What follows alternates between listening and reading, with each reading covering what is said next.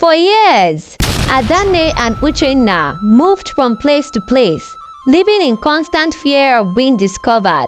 Uchenna grew into a bright and inquisitive child, often asking questions about his absent father and why they never stayed in one place. Adane, unable to explain the truth, would only tell him, "You are special, my son. One day, you will understand." Welcome to my channel where captivating African stories come to life.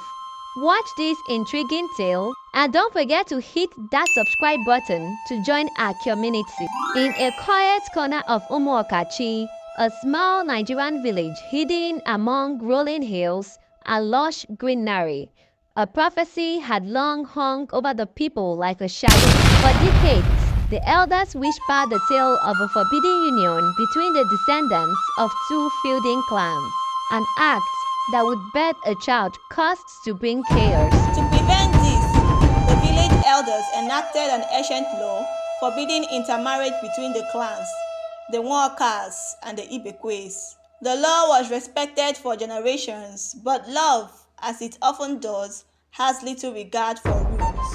Adane, a spirited and curious young woman from the Nwaoka clan, was known for her wit and beauty. She was the daughter of a revered herbalist and had inherited her father's gift of healing. Despite her blessings, she was restless, yearning for a world beyond the confines of the village. One fateful day, Adane wandered too close to the farmlands bordering the Ibekwe clan's territory. There, she met Chima, a humble but sharp-witted hunter with an undeniable charm. They talked, laughed, and discovered in each other a connection so profound that neither could ignore it. Their love blossomed in secret, in moonlit clearings and whispered meetings by the river. They dreamed of a future where their clan's feud would be forgotten, but they also knew the danger, the elders' wrath, the judgment of their people, and the prophecy that hung over them. Months into their clandestine relationship, Adane found herself with child. Terrified and unsure of what to do, she confided in her best friend Ifoma. Torn between loyalty to her friend and her duty to her clan, revealed the secret to the elders, believing it would save the village from the curse. The revelation sent shockwaves through Umuokachi. The elders were furious, and the entire village buzzed with fear and condemnation. Adane was summoned to the village square, where the elders declared that her unborn child must not live to see the light of the day. They claimed the baby's existence would doom them all, as foretold by the prophecy. Chima, learning of the decree, tried to intervene, but his protests fell on deaf ears. "You have defied the laws of the land," thundered Elder Okoro, "and now you must face the consequences." Adane refused to let harm come to her child. Late one stormy night, with tears streaming down her face, she fled the village. Chima, torn between staying to protect his family and living with Adane, promised to meet her in a nearby town after making arrangements for her safety. Alone and heavily pregnant, Adane braved treacherous forests and unforgiving terrain. She hid from hunters sent to track her down, often sleeping under the open sky. The once vibrant woman grew weary, her strength fading with each passing day. Adane eventually found refuge in a distant village, where a kind widow named Mama Ebube took her in.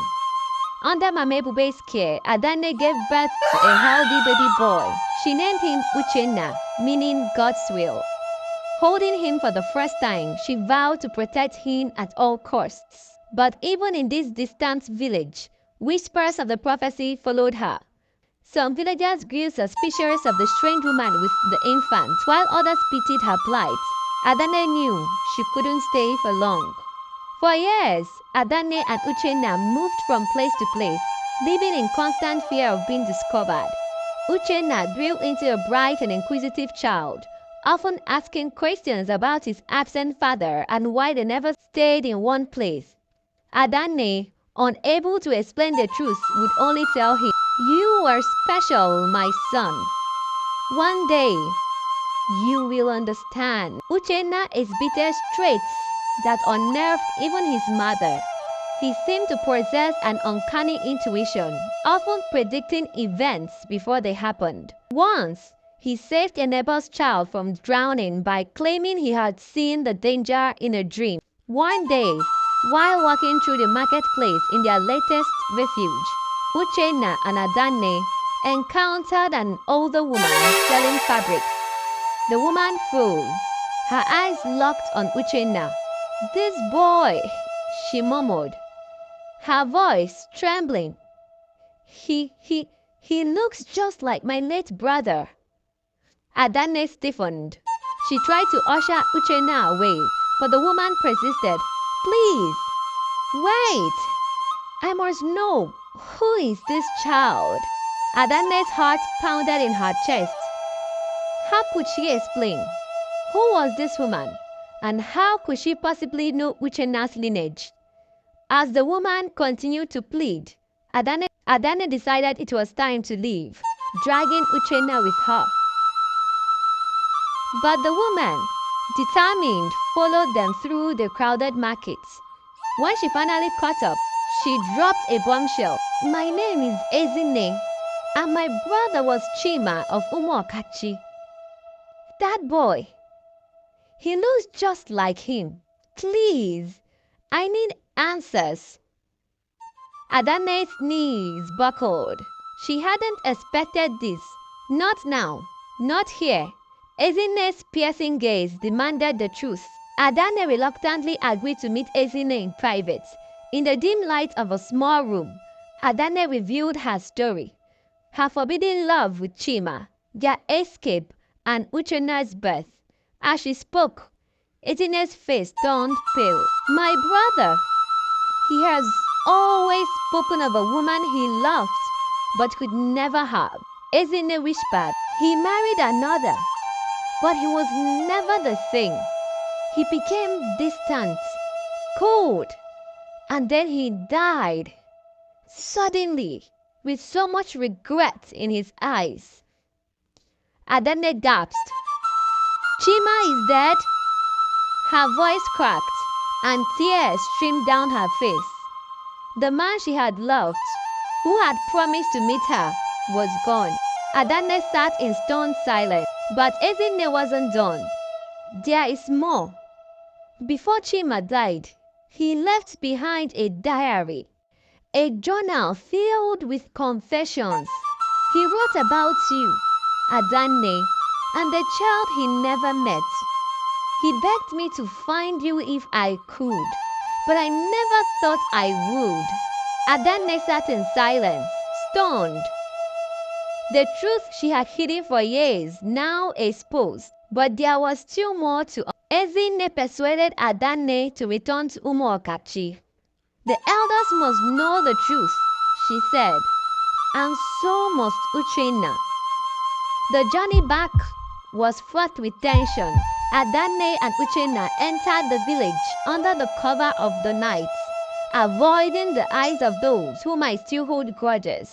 But word spread quickly, and by morning a crowd had gathered outside Ezinne's home. When the elders were summoned, Adanne stood before them, trembling but resolute. "I am Adanne of the Wonka clan, and this is Uchenna, my son, Chima's son." The village erupted in whispers. The elders looked visibly shaken. Elder Okoro, who had once condemned Adanne, stepped forward. "Do you know what you are saying? He is a child of the prophecy." Before Adanne could respond, Ezinne emerged, clutching Chima's diary. "This will prove it," she declared. As she read Chima's words aloud, the crowd fell silent. The diary detailed the love story of Adanne and Chima, their plans to escape, and Chima's despair when Adanne never returned. But the diary also revealed something darker. The prophecy had been deliberately misinterpreted by Elder Okoro. The prophecy never said the child would bring destruction. It said the child would break the circle of hatred and unite the clans. Okoro twisted the truth to maintain control over the village. Gasps echoed through the crowd. Okoro turned pale, stammering as he tried to defend himself. I did what I thought was best for the village, he cried, but the damage was done. Uchenna, now aware of the weight of his lineage, stepped forward. I am not here to divide or destroy. I am here to heal. My existence is not a curse, but a chance to this village to start anew. Moved by his words and revelations in the diary, the villagers began to see Uchenna not as a threat, but as a beacon of hope. The Nwaka and Ibekwe clans, once bitter enemies, agreed to set aside their differences. Adanne, though still grieving the loss of Chima, found solace in seeing her son embraced by the village. Uchenna's wisdom and kindness inspired all who met him, and he became a leader who united the people of Umuokachi. In the end, the prophecy had come true, not as a curse, but as a blessing. And for Adanne, the boy who was never supposed to exist became her greatest triumph. The end. Don't forget to hit that subscribe button to join and help build our community.